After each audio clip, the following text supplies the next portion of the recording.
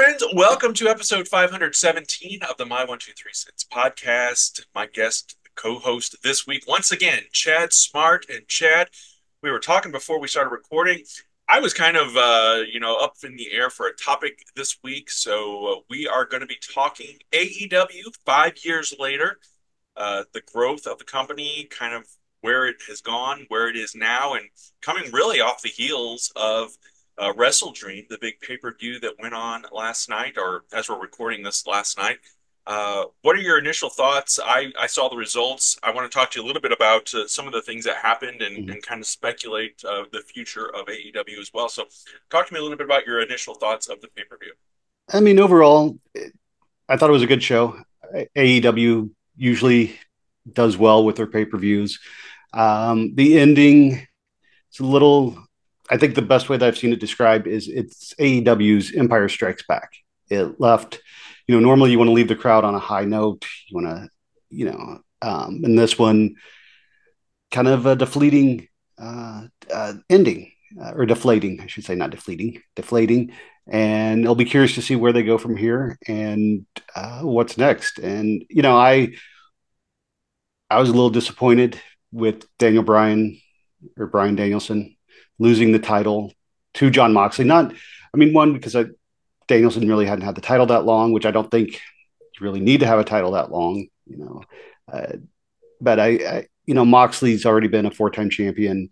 I can see the storyline being where losing to him and then having someone come and defeat Moxley, the big bad guy, will be probably do better than having someone beat a injured uh, towards the end of his career, Brian Danielson. So yeah, we'll just have to wait and see how it goes and Mox see if they can follow up.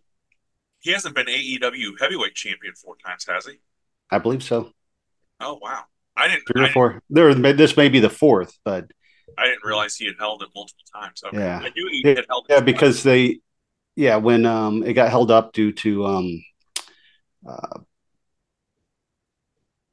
Punk. I'm just trying to yeah, I'm trying to make a sarcastic comment without actually saying CM Punk, but when Punk was out injured and suspended, I think Mox got the titles um, as So an interim. how how did it all end? You said you didn't like how it ended, leaving things deflated. How did it actually, like, did they beat down Brian? Yeah, Moxley won, had Brian in a chokehold, and then the referee stopped the match. Which again, this is what I read earlier. Someone's comment that instead of doing the three arms lift and let it drop, the referee just called the match, and um, so that was a little not. I think it would have been better if they would have had Danielson pass out instead of just having the ref call the match. Yeah. It would have looked better. Yeah, and then after that, the BCC came in. Claudio, uh, your buddy Pac, who's a real bastard, Mhm. and Marina Shafir, and they were beating Brian. They were beating Brian down, and then Wheeler Yuta and Darby Allin came in to make the save. Wheeler Yuta is part of the six-man tags with Claudio and Pac, and he, has not been too fond of them since they turned at the last show. And he ended up turning, taking Darby out, and then they gave him the plastic bag. They gave Wheeler the plastic bag to put over Brian's head. And so he started suffocating Brian. And then the locker room emptied and chased off the BCC. And then they stretchered Brian out. So do you think they're setting up for Darby Allin to finally win the heavyweight championship? I would think so. I would think either him or Orange Cassidy, because they did a segment earlier in the show where Jerry Lynn was talking to Orange and said, you got to step up, you got to be the man, and basically stop being a slacker. So, I mean, and I think AEW's got the young talent there to really build for the next 5-10 years. But again, it all comes down to how to use them and if you can keep people with a sustained push or if they disappear off TV for months at a time. Now, there had been speculation, obviously, that Shane McMahon I, I guess there's pictures, so it's not just speculation, but there is a picture of Shane McMahon and Tony Khan together. There's a picture of Shane McMahon and the Bucks together, which the Young Bucks are still EVPs, executive vice Mm. presidents of the company. Uh, there was speculation. This is where the speculation part comes in, I guess. A couple weeks ago, maybe a month ago, or maybe longer, I don't know. Mox did an interview in the ring with Tony Schiavone and was acting kind of erratic, which is, obviously within his character. But I Oh. think people were kind of speculating then that maybe this was going to be the way to introduce Shane McMahon into the fold. First question: do you think Shane McMahon will be an on-air personality with AEW? And B, does the world need that in 2024/2025? Uh, yeah, your first question, possibly. I don't know. Obviously, the Young Bucks and Tony Khan don't return my calls or DMs, Mm-hmm. so they don't. I don't know what's going on. Your second question, no, we don't. I think it would be a mistake to bring him in as. I mean, I guess do you call it a higher power type character or an invasion type storyline? And I, I granted the NWO was 25 years ago. The higher power was 20, almost 25 years, somewhere around there. So uh, in that terms, yeah, it's fair game to redo those type of angles, but I don't know. I guess maybe as a fan that's been watching for that long, it still seems fresh. And we've discussed it before how the Attitude Era seems like just a few years ago. Whereas when we started watching, if you would have brought in Luthez and um, Danny Hodge, it would have been, and those guys are way older than in the time frame that I'm talking about. But you know what I'm getting at is Right. like if you would have brought in, I mean, even when superstar Billy Graham and Bob Backlund came back, it was like, wow, these guys Yeah. are old, but they were actually more closer to that time period than the Right. Attitude Era is now. Yeah. So, Yeah. Well, I guess more specifically, my question: Shane McMahon yeah, specific, not necessarily the higher power or the outsider or invader or invasion angle, yeah. but Shane McMahon, is it more of a an fu to WWE that we've got the founder's son in our company now, and his brother-in-law is running the show on Oh. WWE, and he's here with us now. That's kind of where I was going, not necessarily Yeah, the angle wise. no, and yeah, that's what it's. I don't think it is good. And this is just my opinion. I I have not watched the Mr. McMahon documentary. I believe you have, if you watched all of it. From what I've read, it it seems like Vince and Shane really didn't have a good working relationship, and that's why Shane left WWE the first time around. So to bring him in, it would be one thing if he was an on-air personality in WWE or had more influence in WWE right now. But the last time we saw him was at WrestleMania 39, where he injured himself. And before that, um, I think the last time I remember him was when he won the Best in the World tournament Well, he in also popped Pennsylvania, up at the Royal Rumble, I think, that year. and that It and kind of that too, yeah, which soured. you know soured people on who know the backstage going ons and rumors. So I don't think Shane adds. I think Tony, with this new deal with Warner Brothers, I think Tony Khan is good enough in his negotiations for the company that um, I don't think you need Shane in that regard. And I don't think Shane McMahon needs to be an on air presence. I think he would just distract from um, a lot of you guys. And this is probably the silly part, but Shane McMahon is probably bigger than a lot of the guys in AEW. And so when you have someone, when you have the manager or the authority figure who looks like they could legitimately beat up your talent, not a good look. So you meant like physically bigger, not just Yes. in name bigger. I got you. I Yeah. got you. Well, let's talk about AEW. It was 5 years ago that it became officially AEW. They just celebrated on Dynamite a couple of weeks ago.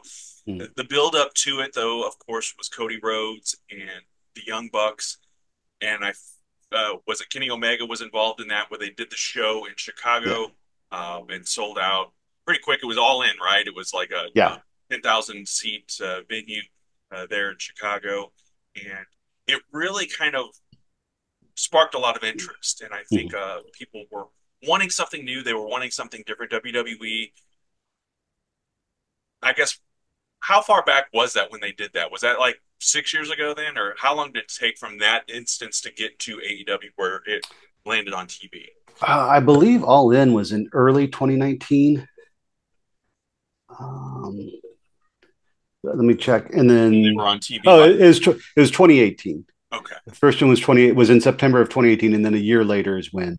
okay. That's I thought it was about that time frame. I Yeah. remember Greg Holtke, who's a friend of the show, went to that first one and sent pictures and was very excited about it. I think he actually may have done a Twitter takeover for the My123 Cents account and was tweeting from all of that. And I think that's kind of where Starcast and Conrad and his branding and all that kind of came into Mm-hmm. play too. So initial thoughts, what were you thinking when this was going on? Because we had TNA, which was still kind of floundering. I think it was Impact Mm-hmm. Wrestling still.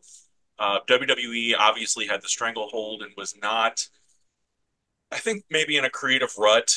And I think obviously men and women in wrestling needed a place, a venue, an outlet to do their craft if they weren't going to be in WWE and if they didn't want to be a part of TNA or really maybe at that time I think Lucha Underground may have been already done by then, so there was not a whole lot of other options. So, what were your initial thoughts hearing about this? Yeah, and I mean, you had Ring of Honor going at the same time, and I think this was probably around the height of the Bullet Club um, popularity.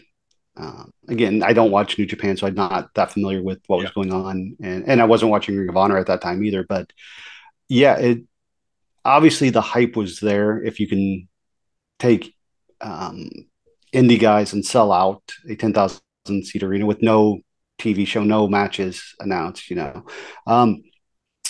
I thought when AEW was founded that it was a good thing because, as we've discussed many times here on the show, I watch WWE, but I'm not a huge WWE fan. It's something about the product doesn't appeal to me the way that WCW did, the way ECW did.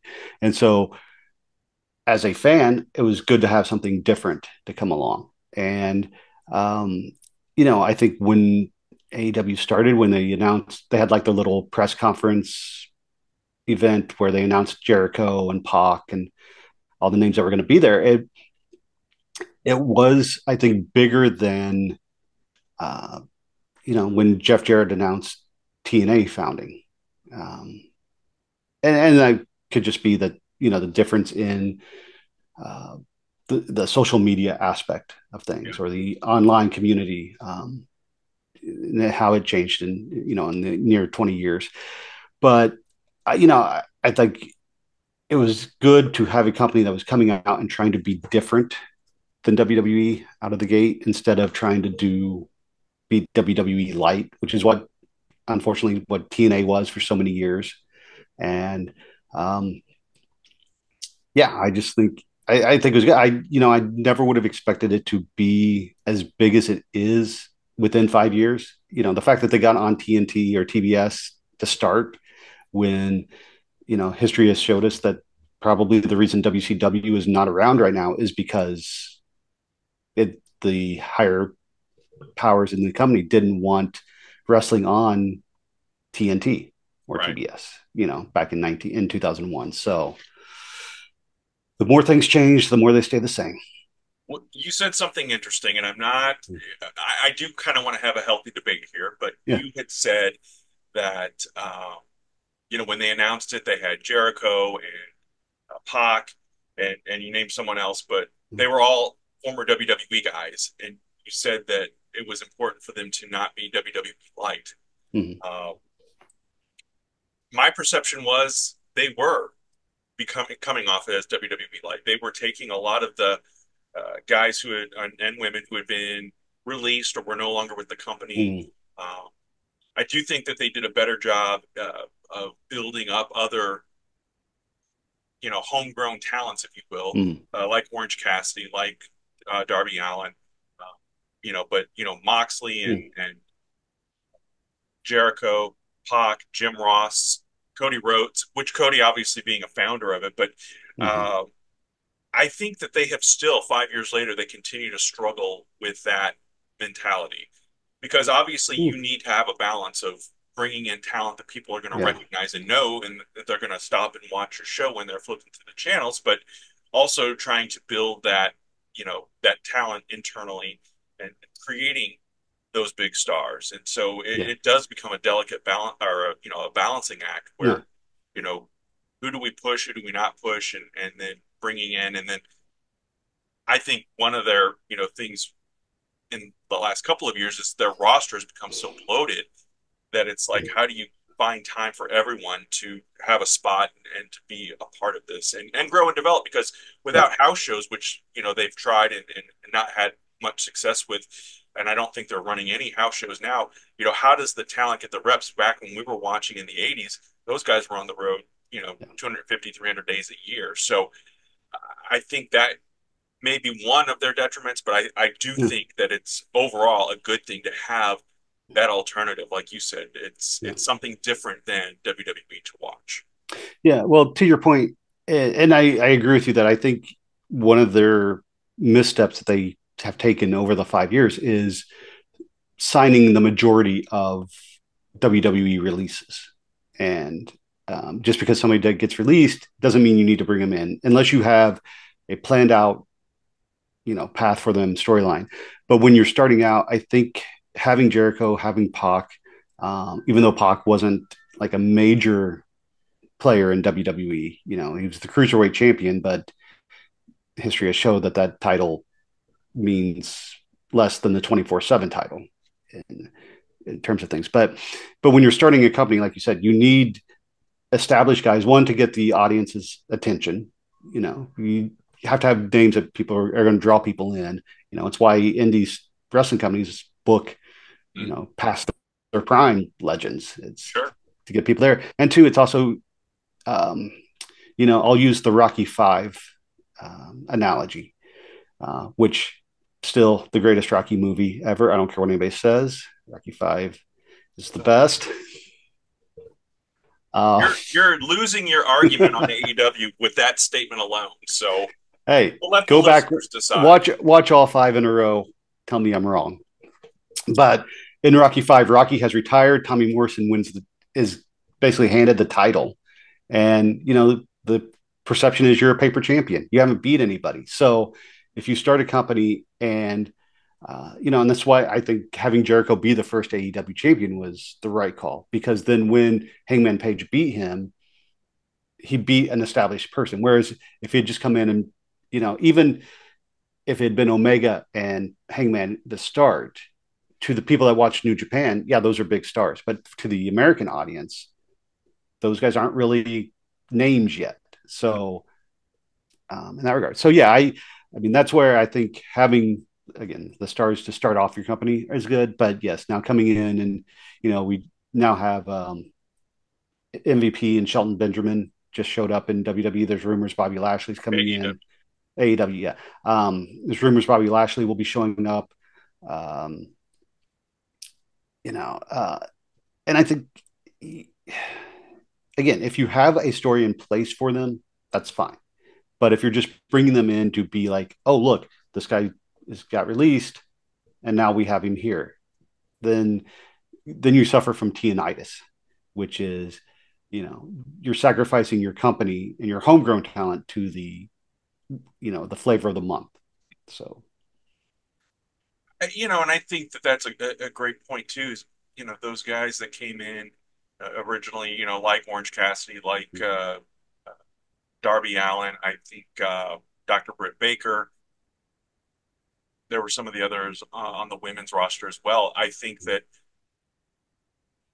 sometimes they do kind of get pushed to the side as the new flavor of the month comes in for WWE or from WWE or mm, you know I think that but again I like the fact that there is an alternative because you said just because someone's released doesn't mean that they have to be picked up, but it is nice that if there are, changes going on at WWE, at TNA, back when Ring of Honor was a separate entity, that there was an alternative, that the men and women had a place to go. Not only the on-air talents, but people behind the scenes that could Mhm. go places and still be in the business and make money and improve upon their craft. And so, Yeah.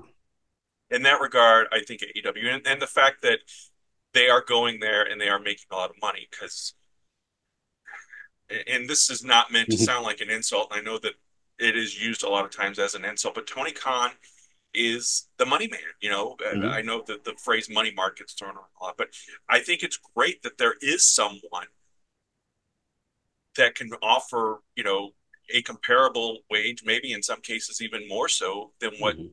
the talents in WWE are making. I think that, if they're able to do that and take advantage of that situation, more power to them. It beats toiling in a 130 seat arena in a Mhm. bingo hall somewhere, getting paid $25 and a hot dog and a handshake, as they used to say. So I think in that regard, Tony Khan gets a lot of criticism, and admittedly, I have spewed out some of that Mhm. criticism. But on this side of it, I think it's great that he is able to provide talents with an opportunity and with some cash flow. But again, I would like to see them grow and expand and get to the point where they're on the road again and touring Mhm. and giving them opportunities to improve and get better because there are mistakes made everywhere, but I got to bring it up. Last Mhm. night, or at the Wrestle Dream show, I don't even know who they were. Two women were wrestling, and the one woman's shoulders weren't down, and the referee pushed her Boom. shoulders down, like right on, like, and that's partly, I think, production because that could have probably been covered up if they would have had a different camera angle ready. Yeah. But then again, they're learning, they're growing, they're developing. It's 5 years, but I mean, you look at 5 years of WCW. If you go from when WCW officially became WCW in Mhm. 1989 by 1994, they're launching into or getting, by 95 they're launching into Nitro and overtaking WWE within 2 years of that. So I don't see that happening with AEW, but I don't think it has to happen. I think that Yeah. as long as we're providing entertainment and something else, an alternative to WWE, I don't think there has to be a number one and number two like clearly defined companies. At least that's my opinion. Yeah. A lot of things to touch on. So yes, Tony Khan does pay, and there have been reports that he's overpaying. But as long as I would say, as long as he learned from Eric Bischoff not to give guaranteed deals, so that people can, break a fingernail and then sit home for 6 months collecting a paycheck because they don't want to wrestle. I again, it's not my money. I don't care how much he pays people. Right. You Right.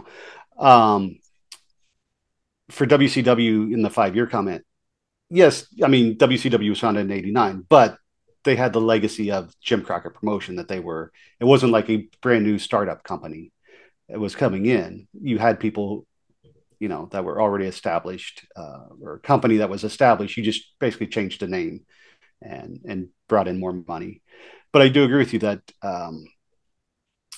AEW wrestlers do need more, especially the newer talent, the younger talent needs more places to work. And I know a lot of them do indie shows on the weekend. Some of them go over to Japan for tours, which I think is a great working relationship between AEW and New Japan. But you know, I mean, right now WWE is cutting back on house shows and their touring schedule, but they have the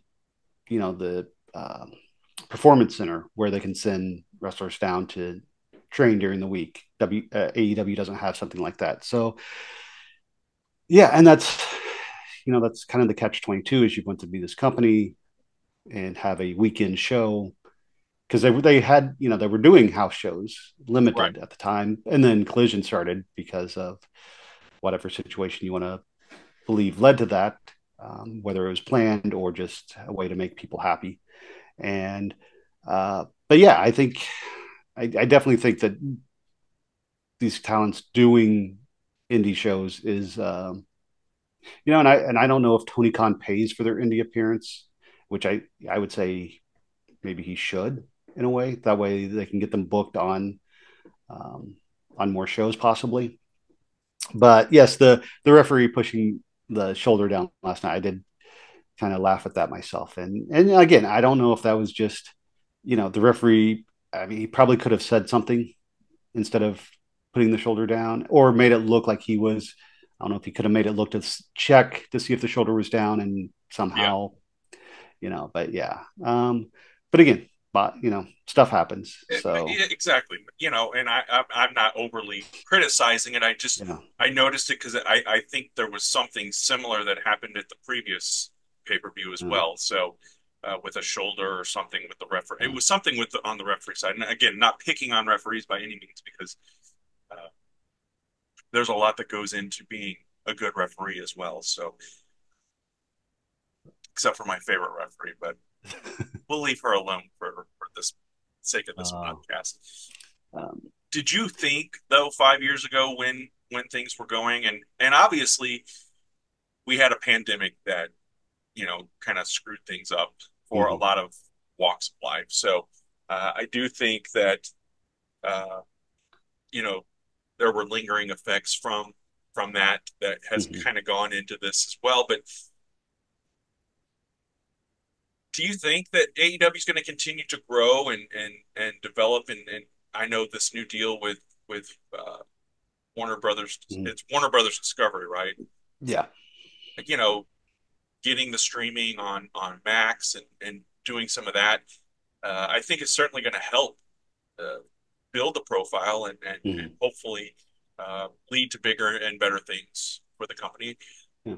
The one thing that I kind of find is I think the less Tony Khan says, the better, because I think sometimes he runs his mouth too much on social media. And I think that's where some of this tribalism amongst fans comes in too. If Mhm. I was the same way with Eric Bischoff when Eric Bischoff used to get on Nitro and give away Raw results. It's those little things that I am a WWE guy and I will always be a WWE guy. But I'm also a wrestling guy, and I do watch clips and things from AEW. We've watched the pay per view here before, and I've not been to a live show, but maybe one day that will happen too. But I want to see AEW succeed. I want TNA to succeed. Ring of Honor, whatever incarnation or whatever they're going to try to do with that, whether it ends up on TV again or not. I want wrestling to succeed. Yeah. I mean, I think AEW will be around for the foreseeable future. Again, it's um, as long as Tony Khan is running the company, as long as Shad Khan is making billions. I think about a quote from Citizen Kane when I'm sure you have seen many a times being a journalism major. Were you a journalism major in college? What was No, your but major? I did see Oh, Citizen. yeah. Anyway, they're taught when one of Kane's financial advisors is talking to him about his paper, and he's like, you've lost $1 million this year on the paper, which when Citizen Kane was made 1939, 35, that was a lot of money back then. And he's like, yes, and I'll lose $1 million next year, and the year after that, and in 60 years, I'll be broke. That's how I feel about AEW. They can lose $1 million a year or 2 million, and the Yeah, cons have the money to back it up. yeah, So, it's just like WWE in that regard. sure. I think where AEW really struggles and in the growth department is promotion. I don't know how many times I've read online comments like, "Oh, they're doing a show here where I live, and I had no clue about it." There's no, someone again, comments I've read in the past week is like they should have had more ads during the baseball games because TBS is showing the baseball playoffs. Should have been running more ads, ran ads for Wrestle Dream to promote it. Um, I mean, there's a billboard here in LA for Full Gear from last year that's still up. Oh And wow. it's like if you can promote a show for a whole year after it's done, you should be able to promote shows Right. that are coming up as well. And I think that, and I don't know what their promotion department is, how many people it is, what their, again, AEW's whole business structure, I don't know anything about, but it seems like marketing and promotion is their weakest point. And it's even like when you go to a show and there's like four t-shirts for the event you're at, and then like for two wrestlers, and that's it. And it's like, seriously, you have all these guys, like to me, you should have a shirt for every wrestler that's on the card. And I know Pro Wrestling Tees is like the official maker for AEW shirts and stuff. You would think that they would be able to do that easier. And I again don't know the business aspects of it. Don't know how long it takes to mass produce, 1,000 shirts or whatever. But it just seems like the promotion department is very lacking. Yeah. I excuse me, I would agree with you on that. And the other side of things I want to talk about is, in those early days, there seemed to be so much discontent. And again, it's what you read online. And I've heard said more than once, this war, if you will, it's between the fans. It's not between, and I think in Tony Khan's head to an extent, but it's not between the talent, the Yeah. on-air talent. They're not warring with one another. But I found it interesting in those early days of AEW. We had guys like Pac and Jericho and uh, Moxley or Dean Ambrose at the time who were unhappy in WWE, got their releases and went to and signed with AEW. Keith Lee and Edge and Christian, and there's a laundry list of a mile long of talent who have left, jump ship. And in my head, back at that time, I'm like, how does WWE turn this around? You know, there's not this opposite, there's not talent jumping from AEW to WWE. And then Yeah. we saw Cody Rhodes and Sean Spears and Jade Cargill. And there's been a handful of Mm. talent who have jumped as well. I think were it not for AEW, Cody Rhodes would not be the Universal Champion right now. So I do Yeah. think having that opportunity to go away and get that fresh coat of paint and show the world and show, I guess, back at that time the audience of Mm. one being Vince McMahon, that yeah, I can get over with a crowd and I can do these things and come back. I never in a million years. I remember hearing somebody had asked, I think it was when Ric Flair was doing the podcast with Mark Madden. Mm. Somebody had asked them, who will be the first talent to jump from AEW to WWE? And they both said Cody Rhodes, which surprised the hell out of me. And then it happened not much later after that. So were you surprised to see Cody, who was an EVP and was a big part of, Mm. I mean, he's part of that 10,000 seat show. Wasn't that him and Dustin's match Mm. where they bled? Yeah. Probably still one of the best matches in AEW's history. As a part of that, were you surprised to see him go back to WWE after leaving the company under less than ideal terms? Yes, in the regards of the fact that he was an EVP, that he was a founder of AEW, it seemed shocking. Like, why would you just leave your creation to go back to a place that you weren't really respected before? And no, because I think that was always his goal, was to get Yeah. back there. And his goal was to go out on the indies and make a name for himself. And we've talked about it, I think last year, um, over the WrestleMania episodes. To me, still don't understand why Cody is in the position that he is in WWE, because he, yes, he left, he established himself, but to go right back into WWE and be placed right at the top of the card with very little, and I know he was injured, and that took away 6 months or so out of the first year, but um, and I still have trouble with Cody, but I think that goes more in with WWE's presentation, where I think last time I was on the show, I talked about how you have the tribal chief storyline and then you have everything else.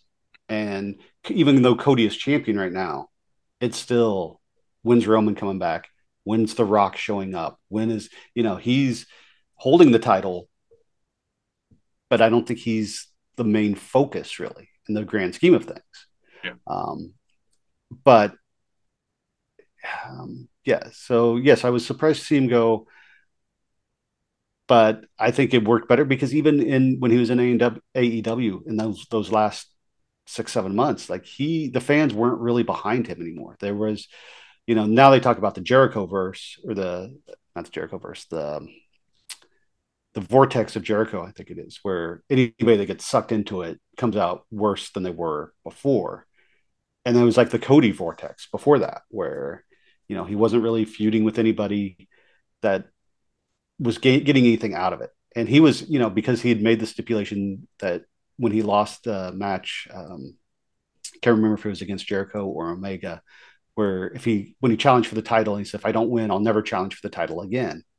And it kind of hampered him. And looking back now, did he do that because he knew as soon as his contract was up, he was going to be leaving and didn't want to be possibly stuck in a championship position? I don't know. That's pure speculation right now that I just made up.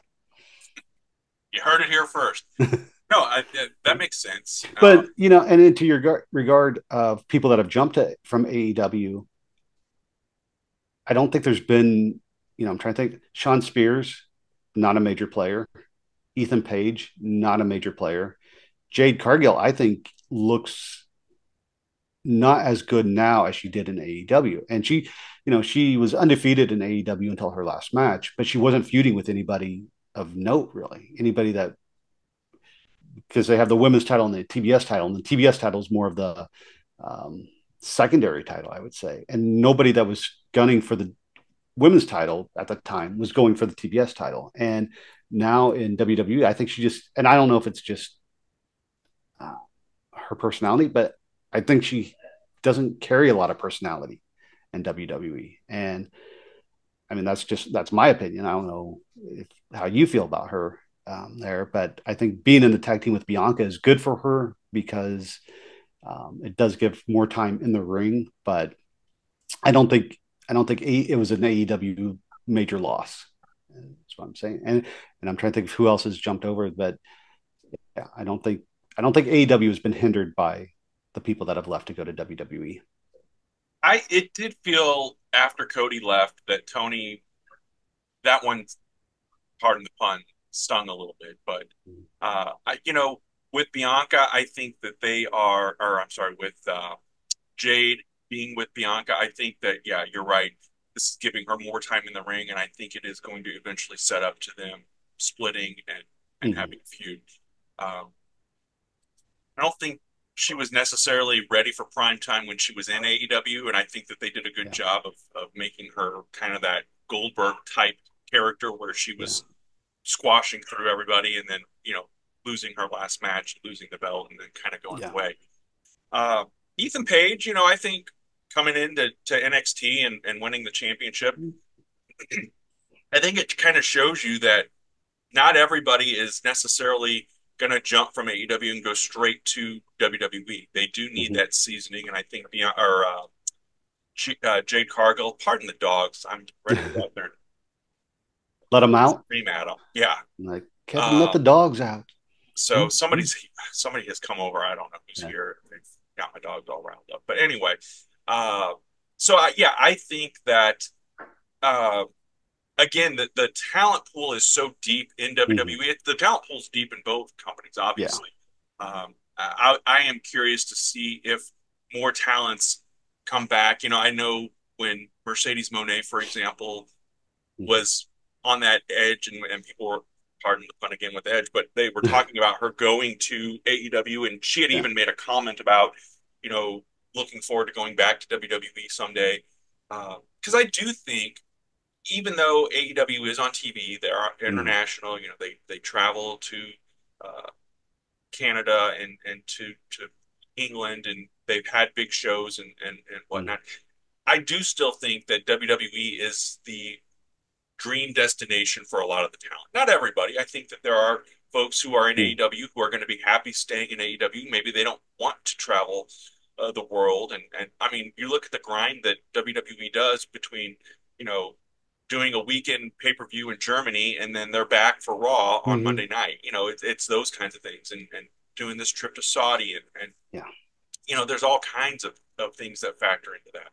Yeah. And even though, yeah, they are cutting back their dates, their house shows next year, they're still going to do 200 to I think 200 or 250 shows. So I mean, there's still a grind to that. But I think Mm-hmm. that uh, you know AEW.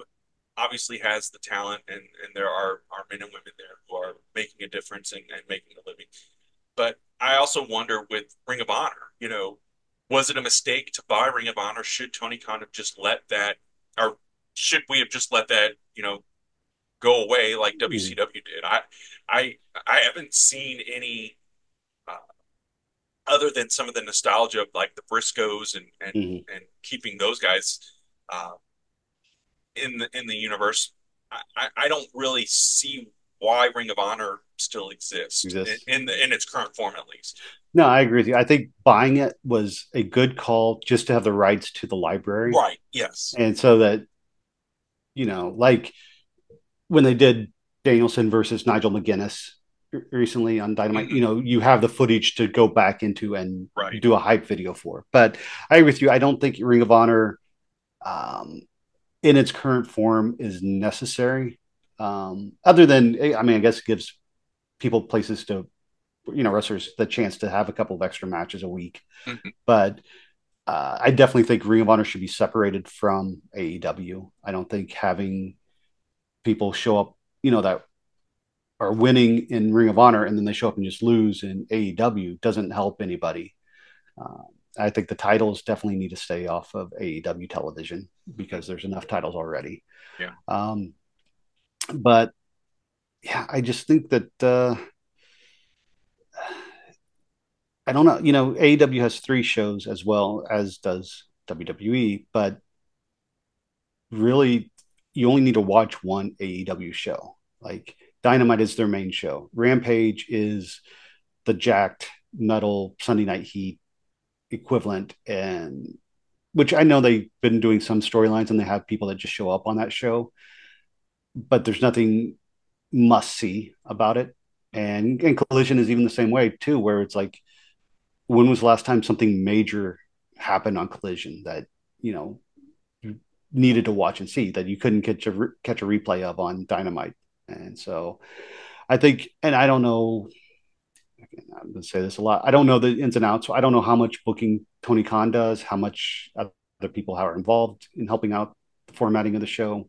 But yeah, hopefully in these next 5 years with Warner Brothers, they can figure out what their shows are. And I don't think it needs to be necessarily a brand split like WWE has with SmackDown and Raw, but I think you need some consistency on who's on the shows. And mentioned it before too, going back to the promotion thing with the shows being what they are, you never know who's going to be on a show because they don't run they don't build a feud from week to week to week necessarily and have the same people on. So when you see that AEW's coming to town until the week before, if you want to see Moxley or Orange Cassidy or, are they going to be on the show or do you want to wait until they announce a card and then buy a ticket? I actually, as you were talking, something clicked in my brain. And for those who are still listening or watching, that were probably screaming at your listening device earlier, CM Punk. What about him? Who? We were talking about people who jumped from Who? AEW to Fragile Phil? WWE, and we didn't mention CM Punk. Yeah. Or are you trying to be funny over there? Because when he Uh, was in AEW, he was the greatest thing, and now that he's in WWE, it's like, oh yeah, well, whatever, okay. no, I think Punk is fine. I think Punk is one of those. He's kind of like Cody in a sense, and I wonder. I mean, I think AEW was necessary to bring him back into wrestling, Mhm. Yeah, but once he got there, and again, who knows what the backstage is actually right. like?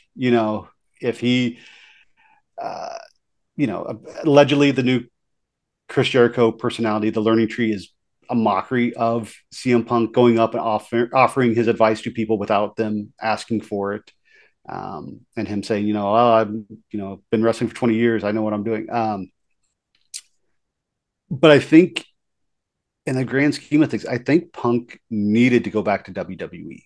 I think it needed that closure, that kind of redemption storyline where, and it's interesting given that Triple H is running the show now and Right. what Punk has said about Triple H in the past. Yeah. But I think, when he was injured the first time and he showed up at it, WWE show in Chicago. He was backstage talking. I think, again, here's my speculation, my conspiracy theories. I think he was planting the seeds to go back, to test the waters, to see, like, hey, if I got out of AEW, would I be welcome back here? And, you know, he's also in his 40s now, late 40s. He's a different person, hopefully, than he was 10 years ago. Sure. Um, and I don't think the AEW, um, I'm just going to say backstage, I don't think the AEW environment is where he needed to be.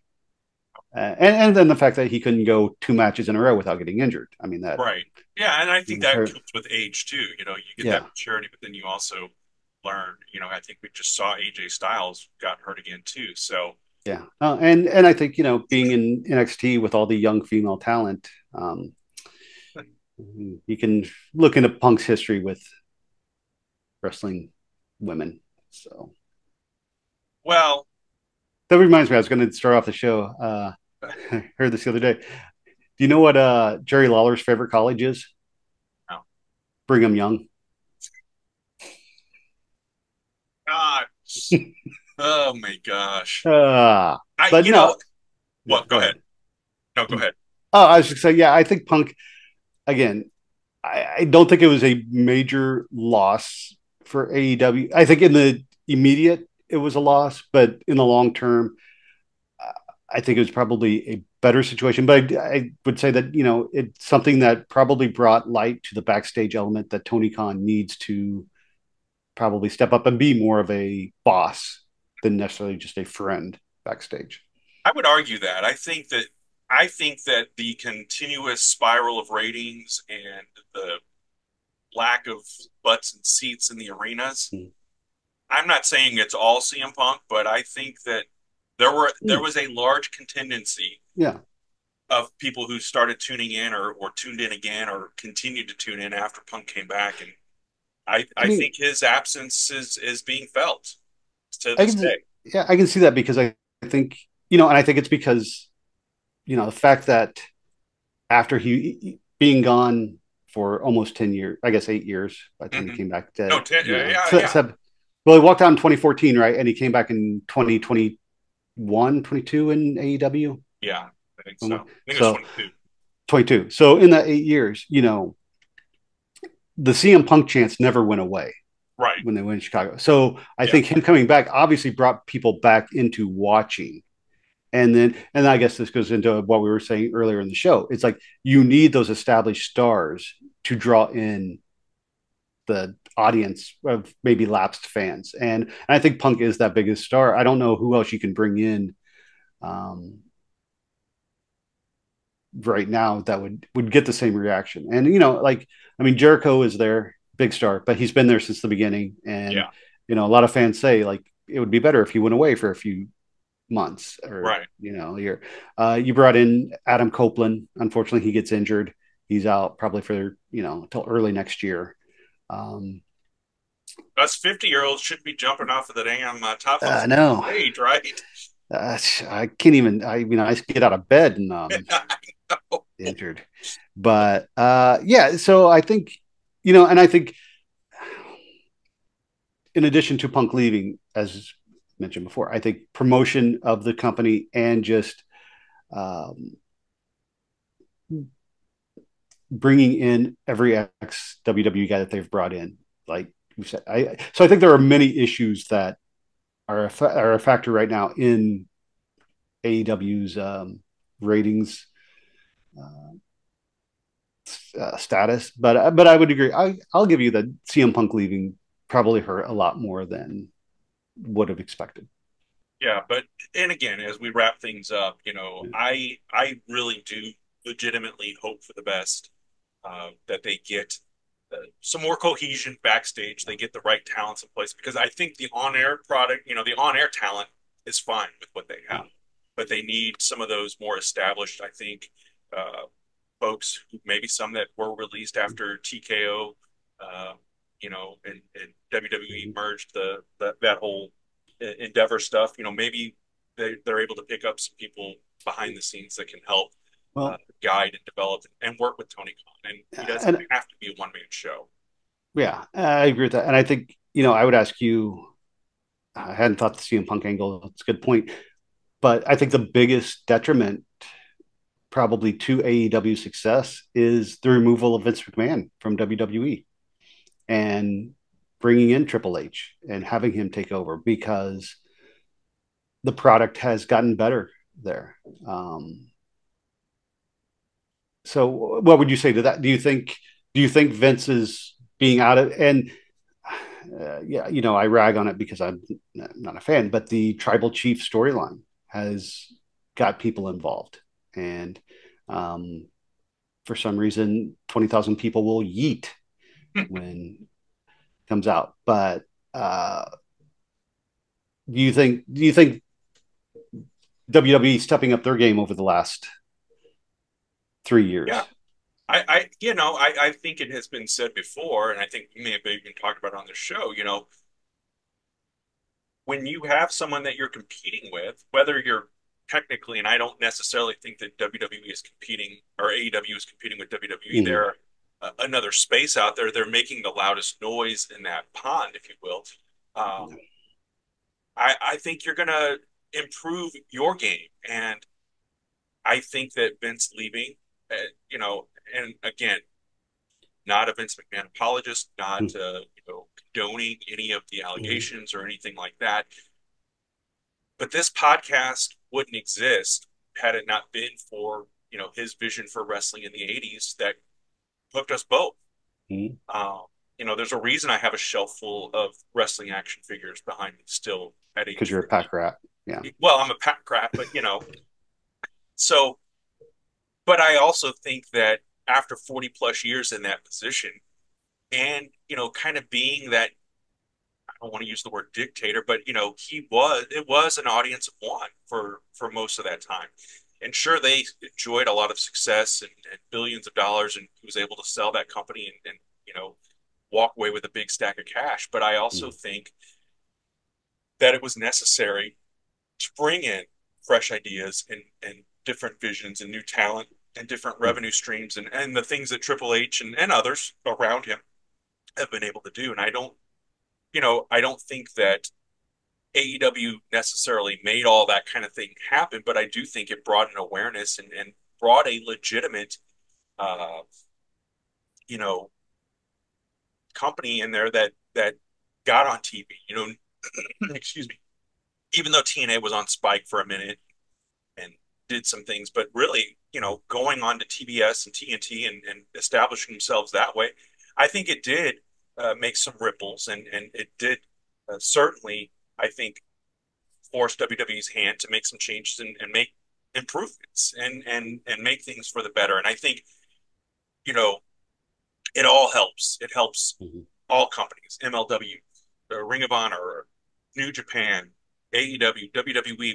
When one of them succeeds, I think it helps Mm-hmm. everybody succeed. It brings the profile up for professional wrestling, and it makes it Yeah. not as much of a LOL. When you see superstars show up at a football game or at a baseball Mm-hmm. game or at the Emmys or at the Democratic National Convention or the Republican National Convention, whatever pop culture outside of the wrestling sphere that we see them in, I think it Mm-hmm. adds legitimacy to the business and makes it less haha funny and more of okay, this is a serious thing. Yeah.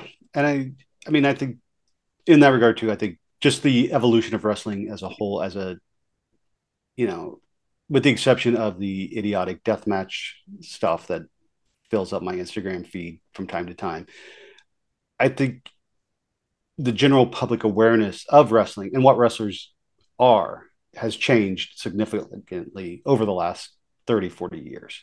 Um, I you think back to the Saved by the Bell episode where they're thinking about their future, and Slater's like, "Oh, I'm just going to be a wrestler," and then they fast forward, and he's like a spoof of Hulk Hogan, all fat. But now it's like, no, wrestlers are um, business people. They're athletes first, they're actors, they're politicians. Um, so, and I think we're in a good time not only for AEW and WWE, but like you said, with MLW, with TNA, with this new Canadian Maple Leaf Oh yeah, promotion that Scott Demore starting up.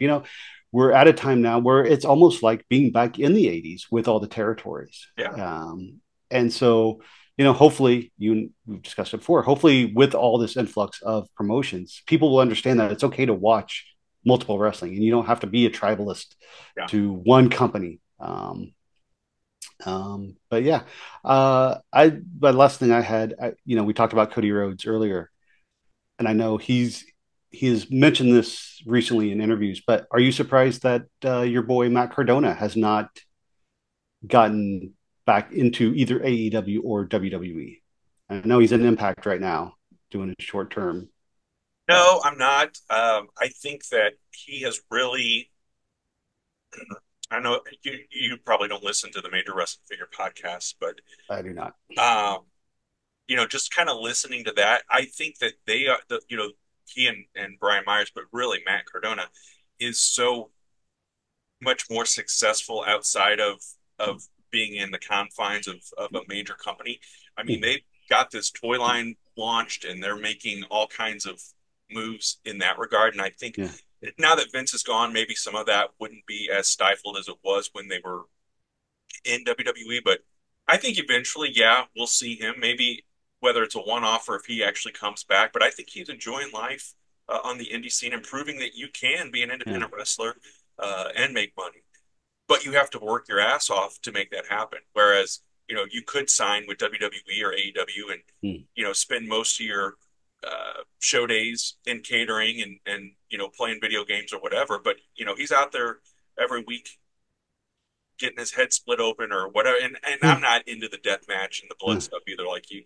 But I think that he's definitely made a difference and put that new coat of paint on him. That I think eventually, when he does come back, it's going to be huge for whether it's AEW or WWE. I think eventually, because Chelsea Green is in WWE, I think mm. eventually we see him there at some stage of the in the next few years. Just know Zack Ryder though. Zack Zack Ryder's Ryder dead. is dead allegedly, but we'll see. We'll see. Woo woo woo. Woo, woo, woo. Well, on that note, we're going to thank you Mm. for being a part of this week's episode and have a great week. We will see you next time.